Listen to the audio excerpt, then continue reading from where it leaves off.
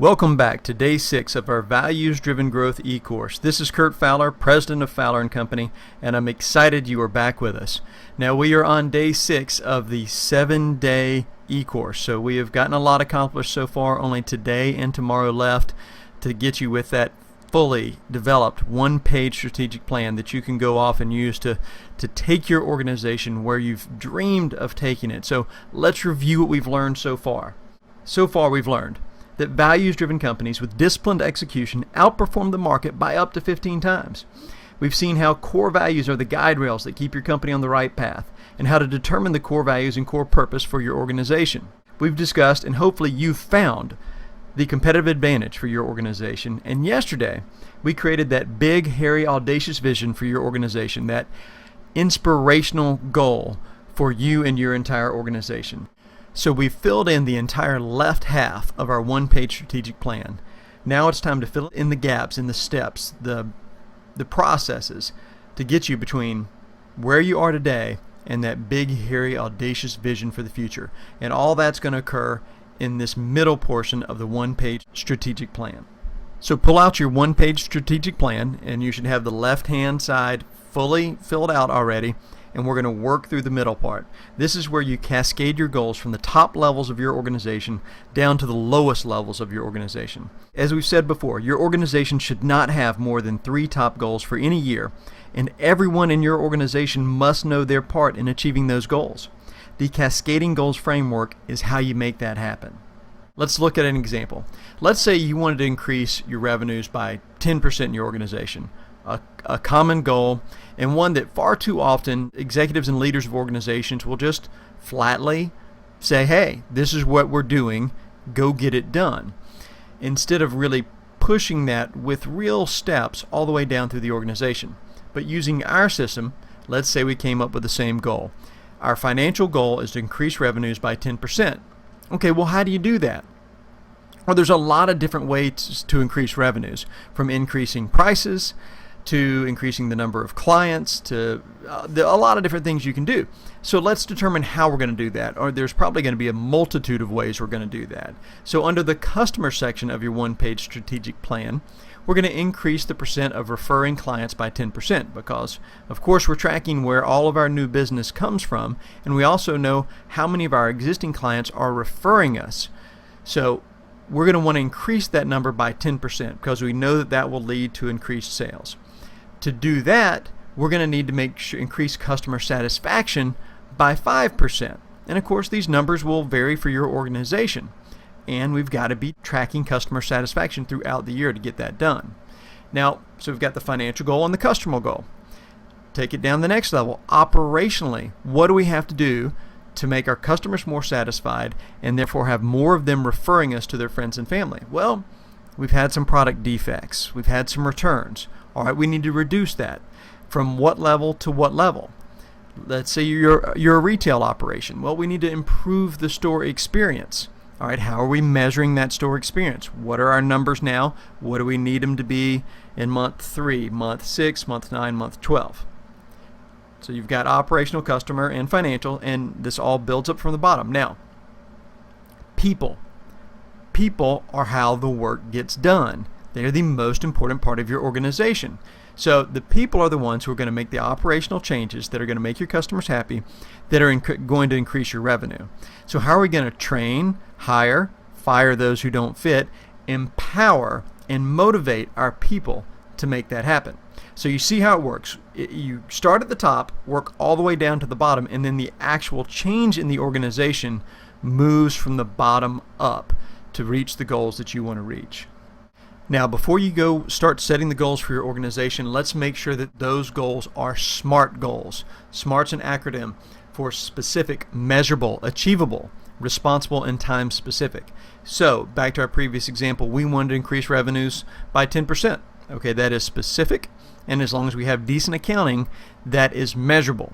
Now, one problem with the accounting profession, and I am a CPA, I call myself a recovering accountant, is that we're always looking in the history. And sometimes our history is not even that current. If your financial statements aren't coming out until 15 days after the close of the month, it makes it a whole lot harder to respond and make changes as your plans, get off track, which they will. So make sure it is timely. The information you're getting is timely when you're trying to measure how you're doing in approaching these goals, these SMART goals that we're setting. Third, it's got to be achievable. If you set a goal that is way beyond the capabilities of your organization, it's going to be incredibly demotivating. If you've overshot, you will know it very quickly. If you've created a full backwards plan, which we're going to get to in just a minute, you will know if you've got a 5-year plan that is completely out of whack in the first few months of that plan. If you're tracking and you know where you're supposed to be, you've got those milestones in your plan. So make sure it's achievable. If you get out and you're chasing this big goal and it becomes clear that it is not achievable, leaders, listen to me. Eat your crow now. Do not have your organization chasing a goal that you found out is not going to be achievable. It's entirely demotivating, and you're going to run people off. So if you've missed it, if you've set a goal that's too hard, discuss it with your team, reset a more reasonable but still a stretch goal, create a plan to get there, and then start going again. A lot of people do this one differently, what the R stands for. I say it stands for responsible. Because when you're going through your one-page strategic plan, you'll notice that someone always has to be responsible for an outcome. Now, they may have 100, 1,000 people underneath them that are going to help them achieve that goal, but there's only one person responsible for making it happen, and they're going to flow that downstream. Lastly, it has to be time specific. Back to our example, we're going to achieve 10% growth in 1 year. And we're also going to break that down into milestones. It shows that, okay, first quarter, we need to be here. Second quarter, we need to be here. So we'll know how far off we are. Now let's look at an example that's a little bit longer in duration. Let's say you have a goal to break $100 million in sales in 3 years. You might have a goal of $200 million in 10 years, but you've broken that down and you said, okay, to get there, we've got to be to $100 million in 3 years. So you've got to take that goal and break it down just like we showed you in that last example for each area: financial, customer, operational, and people goals. Set short-term goals or checkpoints and establish a clear reporting process. This is where everybody falls off track. You're setting stretch goals for your organization. You're going to fail. You're going to set a goal that's too big. Your people aren't going to know how to pull it off. Something's going to happen. That's why you've got to have these milestones and these checkpoints. In the construction industry, you always know that you've got to know that you're going to be out of the ground by this date. You're going to have your walls coming in by this date. And every time you miss one of those, you realize that you're getting further and further away from hitting your due date. Same thing in every other organization. You've got to fail and recognize your failures as early as possible so you can make corrections. So get everybody ready for it. People are paranoid about failure because they think it's going to cost them their job. Make sure your organization is one that appreciates honest effort and failure.